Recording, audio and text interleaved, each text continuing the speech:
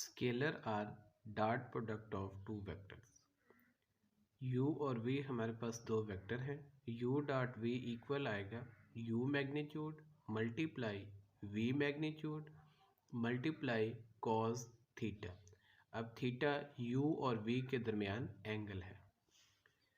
अब देखें x axis का जो यूनिट वेक्टर है ये i है, y एक्सिस का यूनिट वेक्टर j और z एक्सिस का यूनिट वेक्टर k है। अगर हम i डॉट i निकालें तो देखें i के साथ जो एंगल बनेगा वो 0 डिग्री है, यानी i के पैरेलल होगा। तो i डॉट i इक्वल आएगा i magnitude multiply i magnitude और cos 0 डिग्री। यूनिट वेक्टर की मैग्नीट्यूड 1 होती है, cos 0 डिग्री भी 1 होता है, तो इसलिए i डॉट i हमारे पास 1 आएगा। ऐसे ही j dot j k dot k इसका भी आंसर 1 आएगा।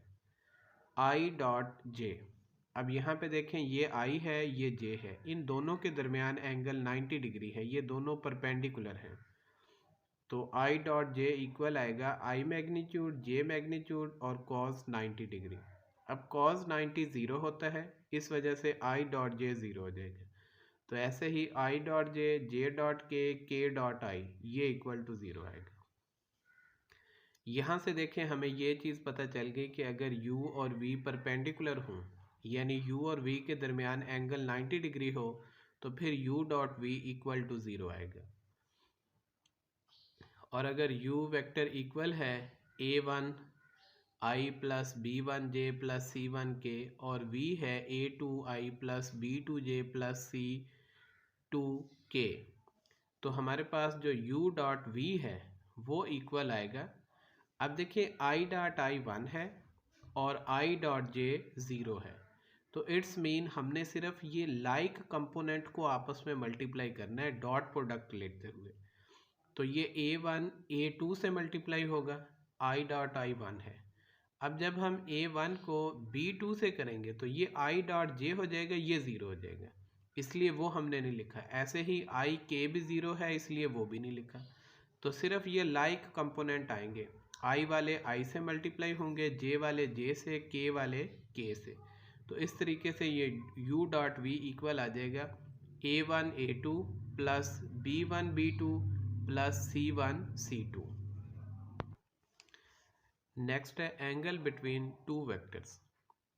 We know that u dot v equal to u magnitude v magnitude cos theta. अब हमने एंगल फाइंड करना है, तो cosine of angle between u and v।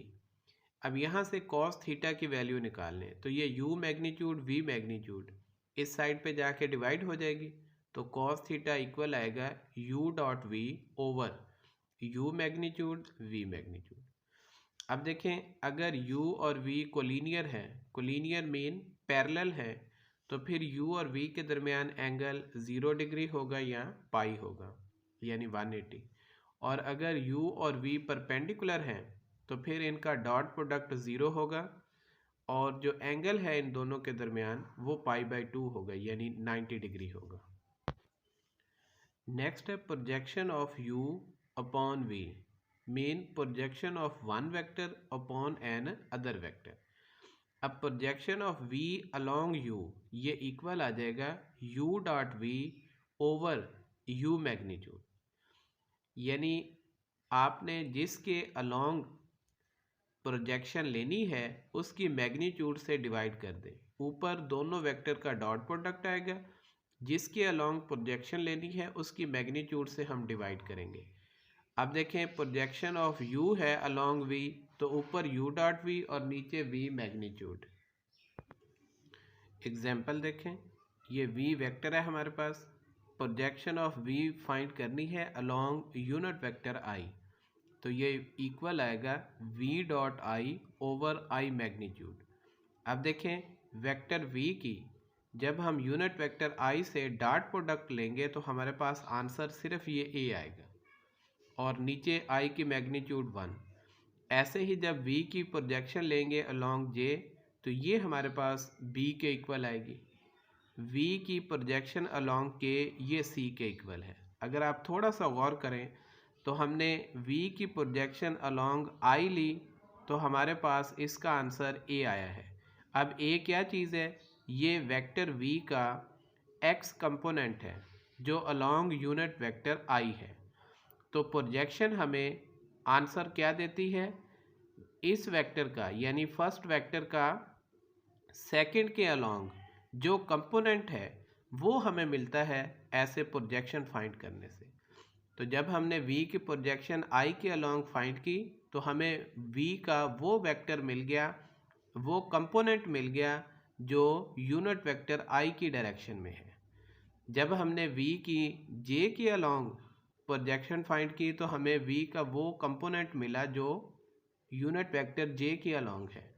ऐसे ही वेक्टर v की जब हमने k के अलोंग प्रोजेक्शन फाइंड की तो हमें v का वो कंपोनेंट मिला है जो यूनिट वेक्टर k के अलोंग है। ठीक है, तो इस तरीके से प्रोजेक्शन हमें ये आंसर देती है।